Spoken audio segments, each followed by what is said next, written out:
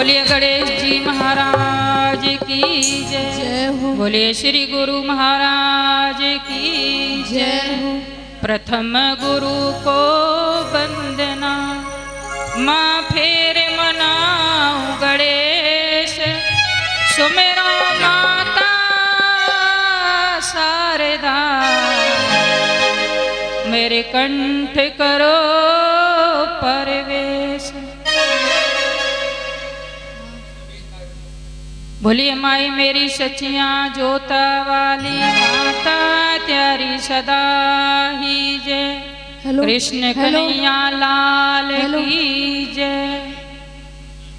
राधे राधे। जय गणेश देवा, माता प्यारी पार्वती, पिता महादेवा। जय गणेश जय गणेश जय गणेश देवा, माता जाकी पार्वती, पिता महादेवा। जय गणेश जय गणेश देवा, माता जाकी पार्वती, पिता महादेवा। जय गणेश जय गणेश देवा, माता जाकी पार्वती, पिता महादेवा।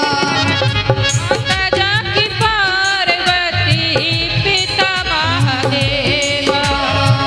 माता जाकी पार्वती,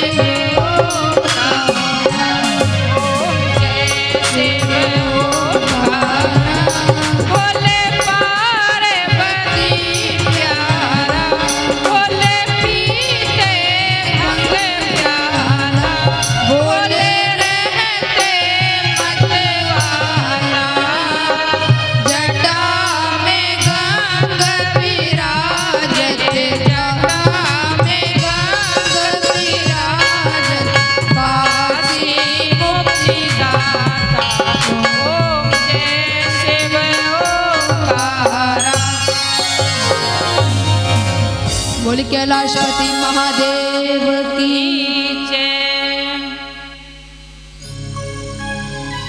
बोलिए उमापति महादेव की जय। जय हो। ओम नमः निराकार ओंकार मूलम तोरीहं गिरा ज्ञान गोतीत पीतं गिरीशं करालं महाकाल कालं कृपालं गुणागार संसार पारं नतोऽहं तुषाराद्र संकाश गौरं गभीरं मनोभूत कोटि प्रवासी सरीहं स्तर मौल कल्लोल नीचारो गंगा लसद ब्राह्म बालेन्दु कंठे भुजंगा चलत कुंडलं चित्रनेत्रं विशालं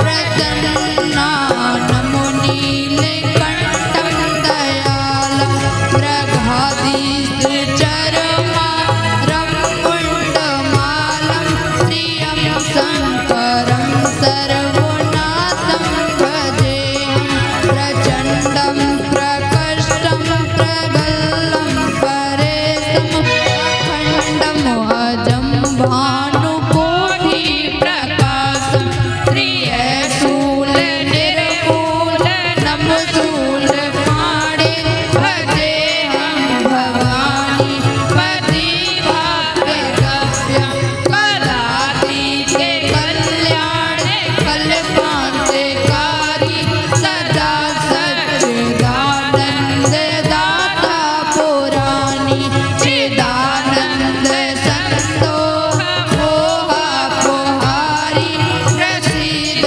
प्रसीद प्रभु मंत्रधारी नयाबाद उमानाथ पादार बिंदं भजन्ति अलोके परे वानराणां न तावत् सुखं शान्ति सन्तापनाशं प्रसीद प्रभु सर्वभूतादिवासं न जानामि योगं जपं देवपूजं न सोऽहं सदा सर्वदा सत्यदुर्गं जराजन्म दुःखतातव्यमानं प्रभुपायापन्नमामि शम्भो प्रभुपायापन्नमामि रुद्राष्टकमिन्दं प्रोक्तं विप्रणेहर्तोऽस्य ये पठन्ति नरा भक्त्यां त्यसां शम्भो प्रसीदित। बोलिए शंकर भगवान। जय भगवान की बहुत बड़ी कृपा होती है। भोलेनाथ बिल्कुल ही कृपा बरसाते हैं, तब ये शिव महापुराण सुनने को मिलता है, वो भी सावन के महीने में। बड़ी महिमा है महाशिव पुराण की।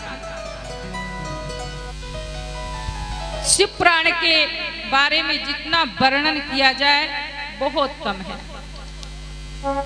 शिव सर्वेश्वर हैं, सर्वस्वरूप हैं, सब कुछ महादेव हैं।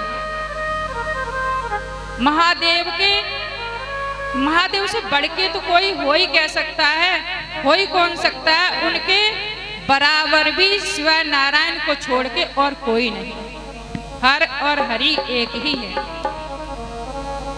नारायण को छोड़ करके शिव के समान भी कोई नहीं है, तो अधिक तो हो ही कैसे सकता है। शिव की महिमा अपार है, कोई पार नहीं पा सकता। एक बार प्रयागराज में सब ऋषि मुनि देवता लोग इकट्ठे हुए, कहने लगे कि कोई बहुत बड़ा ज्ञान यज्ञ करे, जैसे कि आप लोगों ने किया। बहुत बड़ा ज्ञान यज्ञ करें, अनिश्चित काल चलने वाला, जिसका कोई निश्चित समय नहीं है कि इतने दिन का ही रखा है, चलता रहे, ऐसा ज्ञान यज्ञ। ऋषि मुनि कहने लगे कि ये यज्ञ कहाँ होना चाहिए। पहले आपको नेम सारण्य की महिमा बताते हैं। तो जैसे तैयारी हो रही थी, सब ऋषि मुनि देवता यक्ष गंधर्व सब वहां आ करके विराज रहे थे, तो वहां व्यास शिष्य श्री सूजी महाराज आकर के विराजमान हुए। सबने उनका आदर किया, पूजा की, और फिर उनसे सोनकादि 88,000 ऋषियों ने प्रश्न किया। सोनक जी बोले, सूत जी, आप व्यास भगवान के शिष्य हैं, हमने आपसे अनेक प्राण सुने हैं, अनेकों प्राणों की महिमा सुनी है, लेकिन अब आप कोई ऐसा शाश्वत शास्त्र सुनाइए जो जल्दी ही मोक्ष को प्राप्त कराता हो, क्योंकि कलयुग में अपने पाप कर्मों से जीव महादुख पाते हैं, उनका उद्धार कैसे हो, तो इसलिए कोई शाश्वत शास्त्र हमें सुनाने की कृपा करें। सूत जी कहने लगे, तुमने बहुत उत्तम प्रश्न किया है, और ये जो प्राणों की कथा है ना, ज्यादातर कहाँ होती है, नेम सारण्य में। अब तो खैर सब जगह हो रही है, लेकिन नेम सारण्य का महत्व बहुत है। तो जब विचार करने लगे कि ये कथा कहाँ होनी चाहिए, ज्ञान यज्ञ कहाँ हो, तो भगवान विष्णु ने अपना सुदर्शन चक्र छोड़ा कि ये चक्र बताएगा कि ये ज्ञान यज्ञ कहाँ होना चाहिए। सुदर्शन चक्र भ्रमण करता हुआ, तीनों लोकों में भ्रमण करता हुआ एक अरण्य वन है, ये लखनऊ से कुछ 80-85 किलोमीटर दूरी पे है शायद, नेमसारण। तो वहां पे जब सुदर्शन चक्र पहुंचा, तो चक्र ने अपना थोड़ा सा निमिष यानी कि थोड़ा सा टुकड़ा वहां गिरा दिया, उस जगह पे अरण्य वन में, जहां बड़े बड़े ऋषि महात्मा तपस्या क्या करते थे। थोड़ा सा टुकड़ा गिरा दिया, निमिष मात्र, छोटे को निमिष कहते हैं, निमिष गिरा दिया थोड़ा सा। तो अरण्य वन तो वो था ही पहले, तो नाम हो गया नेमसारण्य। ये नेमसारण्य की महिमा, वहां अनेकों प्राण, वहां कोई समय नहीं है कि इसी समय होना चाहिए, चलते रहते हैं 12 महीने 30 दिन। भागवत की कथा, शिव पुराण की कथा, और श्री राम कथा, वेंकटेश्वर पुराण की कथा। वेंकटेश्वर स्वामी की भी लीला बड़ी अद्भुत है, वहां वो भी कथा चलती है। वेंकटेश्वर यानी तिरुपति बालाजी। कौन कौन गए हैं, हाथ खड़े करें। बड़ी महिमा है उनकी। बैंक का मतलब होता है कष्ट, और कटेश्वर यानी भगवान, कष्टों को काटने वाले भगवान। इनके नाम का मतलब ये है, कष्टों को काटने वाले भगवान। बैंक का उधर कहते, बैंक कष्टों को कहते हैं तमिलनाडु में, तो वेंकटेश्वर कष्टों को काटने वाले भगवान, वहां वो भी पुराण चलते हैं। बहुत अद्भुत लीला है। तब जब निश्चय हो गया कि यहाँ पे ये कथाएं होनी चाहिए, वहां सब ऋषि मुनि इकट्ठे हुए, और सूत जी महाराज आसन पे विराजमान है, और कथा सुनने के लिए सब तैयार हुए। शिव पुराण की महिमा वर्णन कर रहे हैं सूत जी महाराज। कहते हैं शिव पुराण की इतनी बड़ी महिमा है। सहस्त्रों राजसु यज्ञ, सहस्त्रों वाजपेयी यज्ञ, सहस्त्रों अश्वमेघ यज्ञ और सहस्त्रों गंगा स्नान तीर्थ दान पुण्य, ये कुछ उनके शिव पुराण के श्रवण के 20वें हिस्से के बराबर भी नहीं है। शिव पुराण की श्रवण की इतनी बड़ी महिमा है, बड़े भाग्य से सुनने को मिलता है। शौनक जी कहते हैं गुरुदेव, इस पुराण को सुन करके कौन कौन से पापियों का उद्धार हो जाता है, आप हमें ये बताइए। कलयुग में लोग बहुत बड़े बड़े पाप कर बैठते हैं, कन्या बिक्री कर देते हैं, अन्न बेचते हैं, व्यभिचारी हो जाते हैं, ब्रह्म हत्या कर बैठते हैं, अनेकानेक पाप कर बैठते हैं, उनके कारण दुख भोगते हैं।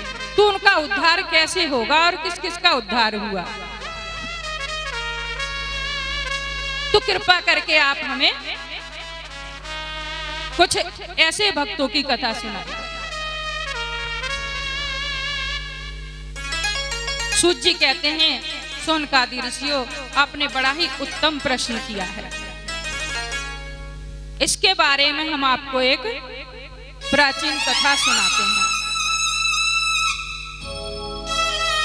किरात नगर में, किरातों का नगर है, वहां एक देवराज नाम का दुर्जन दुर्बल दुराचारी ब्राह्मण रहता था। पाप कर्म करने में वो अग्रगण्य था, वेश्यागामी था और शराब पीता था, जुआ खेलता था, चोरी जारी करता था और उसने थोड़े ही समय में दुष्कर्म कर करके बहुत सा धन कमा लिया था। थोड़े ही दिनों में बहुत धनवान बन गया था, लेकिन उसका धन उसके खुद के ही उपभोग में आता था। उसने कभी कोई धर्मपरायण कोई काम किया नहीं, उसका धन धर्म के कार्यों में कभी नहीं लगा।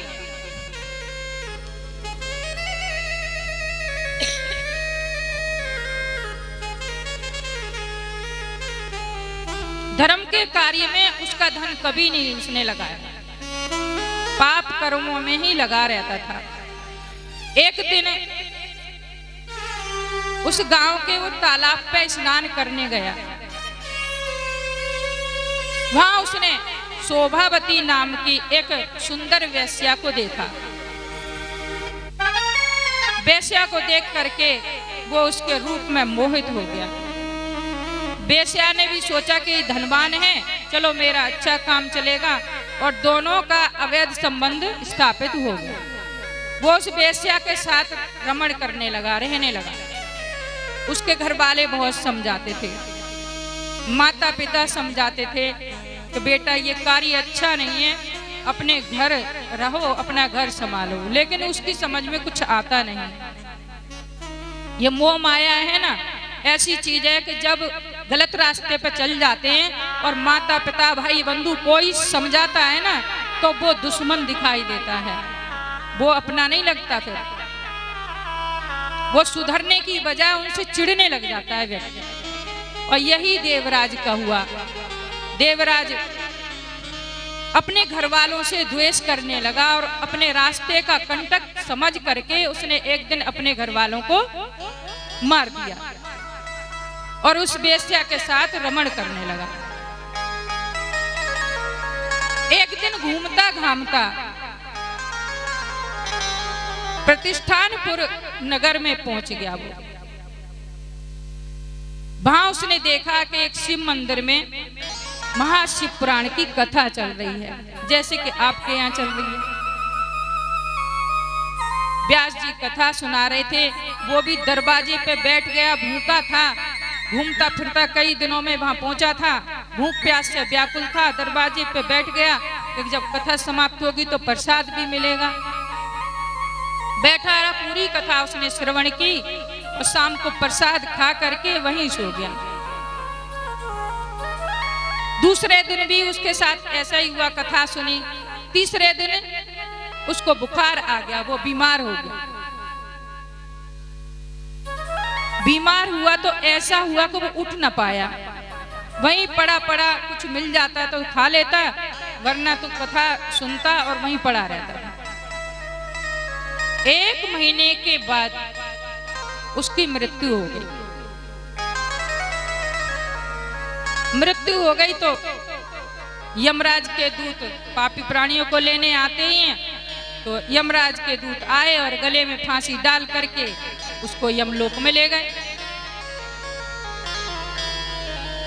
जैसे वो यमलोक में लेकर के पहुंचे देवराज को, वैसे ही वहां भगवान शंकर के 4 गण चतुर्भुज त्रिशूलधारी बागंबर पहने हुए, गले में सर्पों की माला, जटाजूट धारी वहां पहुंच गए यमलोक में। और देवराज को उन्होंने यमदूत से छुड़ा लिया और उसको ले जाने लगे। जब छुड़ा करके ले जाने लगे तो वहां कोहराम मच गया। यमलोक में सब हाहाकार करने लगे, लो हम तो उस पापी प्राणी को लेकर के आए और ये पता नहीं कौन है जो हमसे छीन के ले गए। बड़ा झगड़ा होता है, ये हमारा है कि हमारा है। पापी को यमराज के दूत लड़ झगड़ के ले जाते हैं और धर्मात्मा को, भगवान के भक्त को, शिव के भक्त को, शिव के पार्षद और नारायण के पार्षद छीन के ले जाते हैं। जैसे कि अजामिल को नारायण के पार्षद छीन के ले गए थे, इसी तरह से दूत शिव के गढ़ देवराज को ले गए। कोहराम सुन के यमराज बाहर निकले। धर्मराज ने देखा कि आज यमलोक में कैसा कोहराम मचा है। जब उन्होंने आकर के देखा तो शिवगढ़ों को देख करके उन्होंने उनको नमस्कार किया, प्रणाम किया और उनकी पूजा की। अपने दूतों से कहा कि हमने तुम्हें पहले ही मना किया है कि शिव के भक्तों को और नारायण के भक्तों को कभी भूल करके भी हाथ न लगाना।